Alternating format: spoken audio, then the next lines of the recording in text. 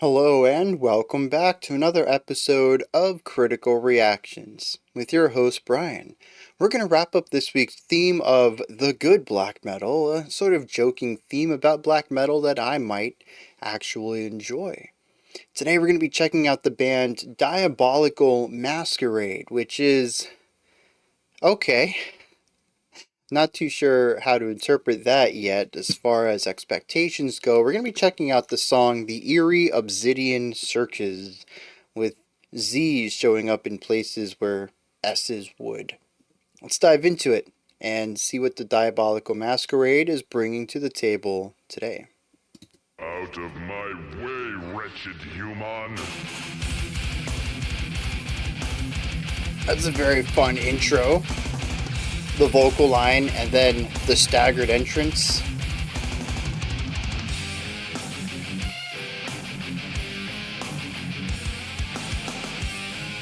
More use of single guitar.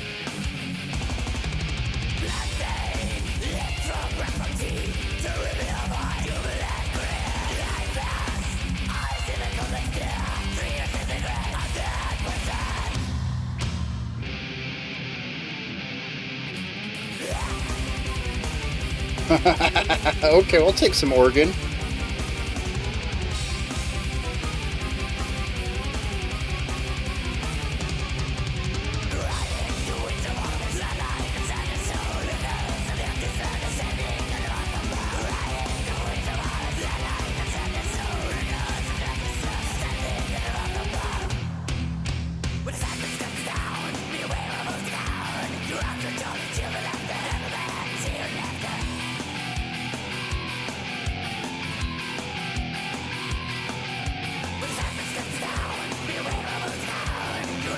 Fun idea here. I think the hi-hat is really doing a lot of heavy lifting at keeping this feeling lighter.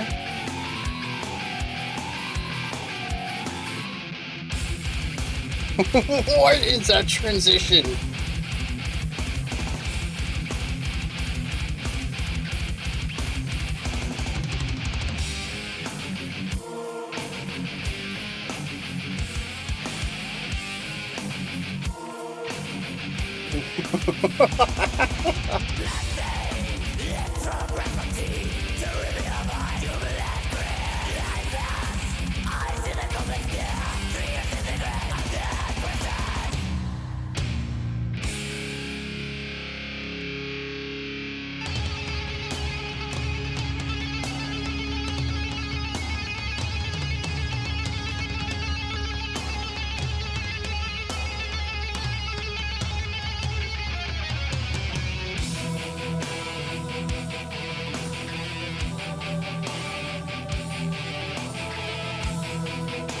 Almost a hair bit too slow, I think, but they're working with it.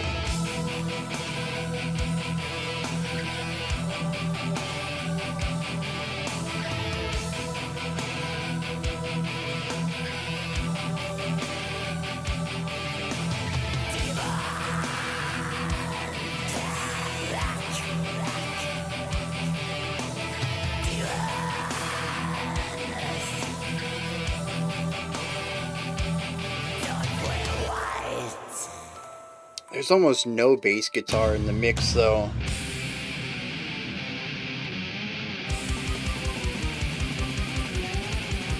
Okay, that's kind of fun.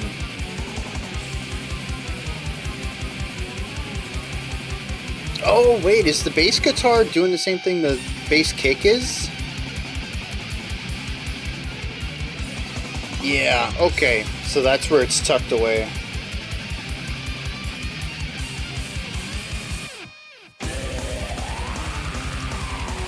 Just just cut that guitar solo short for some reason. Okay.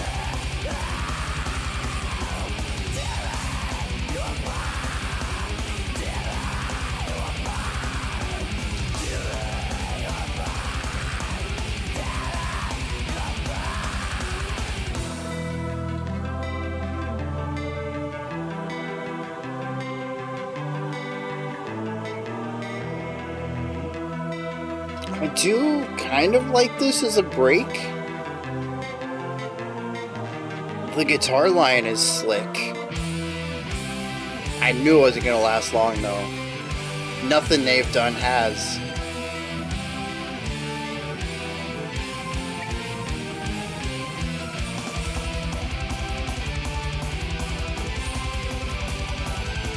Kind of power metal here. Very uplifting and adventurous.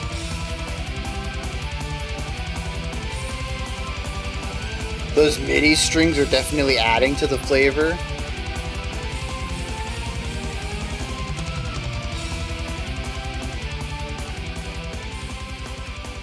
Jeez. 50-second fade out.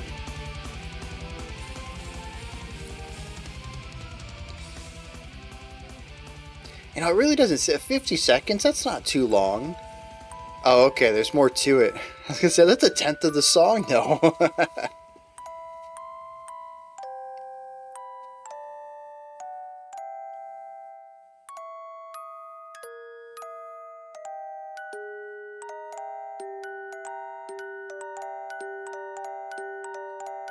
This is a transition idea, right? Nope. I honestly thought they were going to use that rising intensity to move into the next track, of which we wouldn't have listened to, but still, at least the direction would have made sense going somewhere. Let's get the elephant out of the room. I think this isn't black metal. So I don't expect everybody to be a genre master, to be well versed in what all genres are, and so the vocals are kind of blackened a little bit, and there are some sections in here where the drumming could be interpreted as black metal adjacent. So I don't want to throw anybody under the bus and be like, this was just a really bad recommendation for the week. But it could also be a little tongue-in-cheek. I don't think I will ever know. This is the good black metal because it's not black metal. But I do like how this week looped in on itself in that way. We kicked it off with something that I felt was blackened death at best. It was Emperor. Although many people have rightly told me, hey, this is just straight up death metal. And we're also ending the week on, as far as what I can tell, is straight up death metal. So, yeah, I mean, if nothing else, I enjoy this pattern that we started without black metal, we ended without black metal, but somehow throughout the week, I think we still filled in those slots. We had a Hanamale and whatever we checked out for special selection yesterday, that were both experimental black metal that elevates the genre. So in the end, we still somehow ended up with 5 kind of good black metal ideas this week, even if the 2 of the ones chosen for the theme are a little bit of a miss in that regard. But I still want to give this, a proper analysis and all that. So let's dive into that. There is a ton of movement in this song, a lot of really great melodic movement as well, particularly when we listen to what the MIDI instruments are doing, the synthesized violin at places. I think we have an organ at one time, but even the guitar lines themselves, it's a lot of driving, moving, forward momentous riffage. A lot of the idea is to start from a low point, rise up the intensity. Sometimes we do that with pitch, sometimes we do that with harmonic tension, sometimes we just do it with energy, playing faster towards the middle of the riff. And then we bring the energy back down so that it can loop back in on itself rather cleanly. I think a lot of the times this is done exceptionally well, and I love how we can hear both guitars playing. Well, let me start. We can hear both guitars being playful. Right from the very beginning, we have the da-da-da-da-da-da, and then they both come in. That sort of spatial playing around, I thought was very cool. A great attention grabber. We have a little bit of an unusual intro to the song, and then those guitars kick in, and there's no way that you're not paying attention to this anymore. It just immediately grabs your attention. It is utilized again later on in the track to a much lesser degree. I think it's not quite quite as effective. Part of that is because we're already listening to the music as is, the chorus that we move from to get back into this verse. It's metallic, just like the verses, so it isn't something that's going to be ramping up the intensity or anything like that. Moving from the intro to our first verse is jarring. Volume wise, sonically, our palette, what kind of sounds we have, the speed of it all. It's this massive shift, and so the back and forth sounds just it embellishes on this ear catching element. There's a lot of things shifting, plus also we're jumping around your head. It's that little thing that elevates it. But when we get out of the chorus, we're already loud, we're already layered, we're already metallic. A lot of the dynamic shifting isn't there, so it's just this awkward decision to reutilize it in a way that misses why it was so effective the first time around. It is, however, a really efficient, harsh transition. It comes out of nowhere and it causes you to reevaluate where you're listening. You were just kind of taking it all in. Now it's just over here, then just over here, and you got to bounce around again. So it does elevate the harshness of the transition, but I, again, don't think it is as good of a transition as the first time around.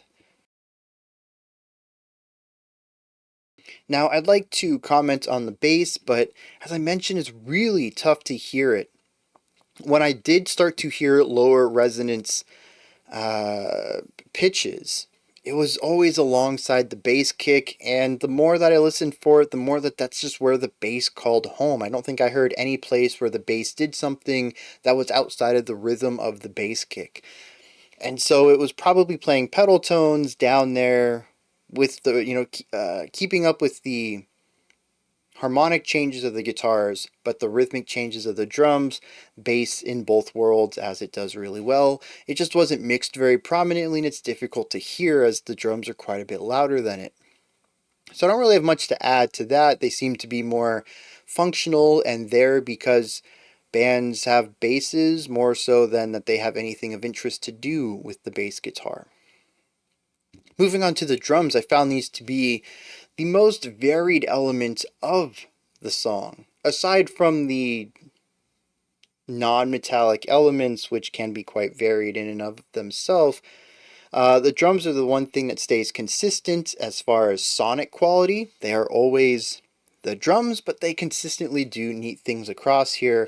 We have nice fills throughout here. We have a few different styles of rhythms that we have. A little bit of syncopation, but generally sticking with consistency. Usually some sort of 8th or 16th note idea on the bass kicks, quarter notes or every other beat on the snare for accent, and some sort of cymbal thing going on just to add a little bit of flourish. It's very functional metronomic style drumming. And then on top of that, we have the vocals, and they're just kind of harsh vocals. They're kind of airy, but otherwise it's sort of a nasally harsh. It does kind of remind me a little bit of a black metal vocal, but I mean, I'm sure I've heard death metal with these kind of vocals too, so I don't know if I could necessarily say, oh, this is definitely, a black metal element here. And that's that. The one thing that I think helps elevate this track is everything that presumably the keyboard player is doing. The little flourishes, the ornamental ideas, the melodies that exist on the strings and organ and whatever other instruments they're utilizing. The harmonic shifts that we have. I think it was the first bridge that we entered, and we went to the 3/4 section, and we kind of elevated the. No, was it 3/4? No, no. Everything was 4/4 in this track, but it became something a little bit bouncier, a little bit more dancier, something that feels a little bit more like a Diabolical Masquerade, a little party there. And to me, is a really big point in the song. It's where the energy finally dips back down to something akin to the intro. It's where we have this harmonic shift away from the pentatonic stuff of death metal into something a bit more expanded. I like this moment. It doesn't last for very long, and I knew it wasn't going to. You may have noticed a couple of times when I predicted rhythmic changes, usually shifting to some sort of triplet or dotted note idea in order to give the impression of a time feel shift before returning back to a regular time. It's not that I've listened to this song before, and I was wrong a couple of times in my predictions as well. You watch my body language and it doesn't match what they're doing for a moment. But there's quite a few times where I accurately predicted what kind of rhythmic shift we were going to do at the end of a phrase to repeat it or to transition us into the next idea. And it's because the band gets very predictable after about a minute. They do what they do very well, and they don't really dance outside of that much at all. And so when it came down to this section, bringing the energy down, I said to myself, 16 bars. That's all we're going to get. One progression, no loop. We just get to hear it one time through this neat little idea, and then we're back to the metal. And that's exactly what happens.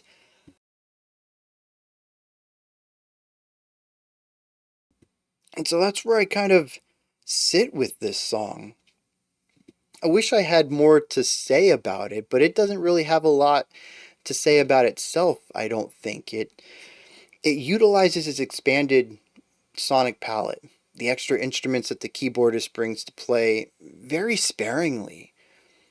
A nice intro and a nice bridge, and then everything else is sort of just very traditional death metal with a little bit of extra flair on it. And I really wish that the keyboard brought some of those expanded harmonic elements to the main bits, not just as these intersections where we transition from one idea to the next, but in the core parts of the music.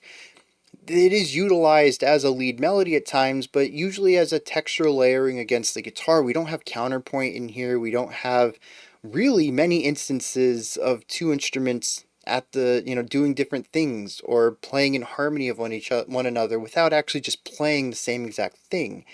And so I kind of get the idea that the talent is here, and I don't want to base it on one song. It's very possible that this is one of their most simplest compositions and that they explore more complex ideas in other tracks.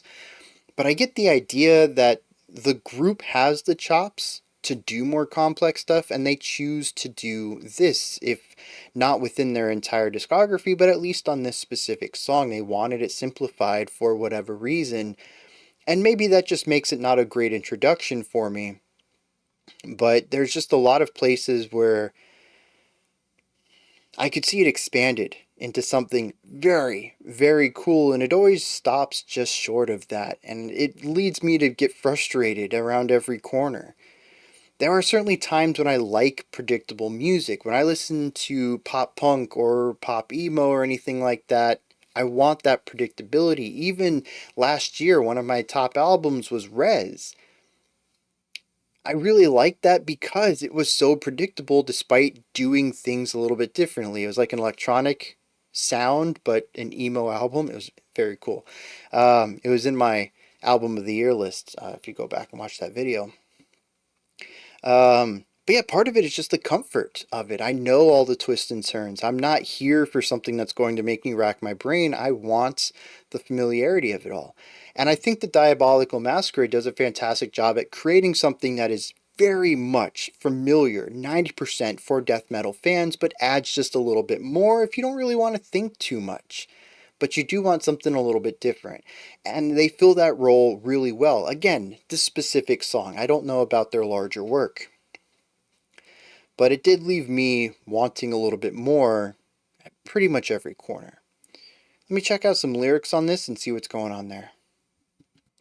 A couple of things before we get into the lyrics. One, I just cracks me up. I don't know if anybody else gets a kick out of this, but I do. It is mistagged as a pop song on Genius.com. And that actually happens more often than not with metal tracks. I don't know why. I think it's just because Genius started out more focused on hip hop, and that's still hip hop and pop music and mainstream stuff is still primarily where it sits, but because of its largeness, its popularity as a lyric site, it's attracted even metal fans to post up lyrics. But yeah, It's like it's almost like pop is the default tag if you don't change it, and so it shows up a lot. It always cracks me up when I see it. The other thing I wanted to bring up is that this is a 2007 album, which does change some of the ways that I think about it.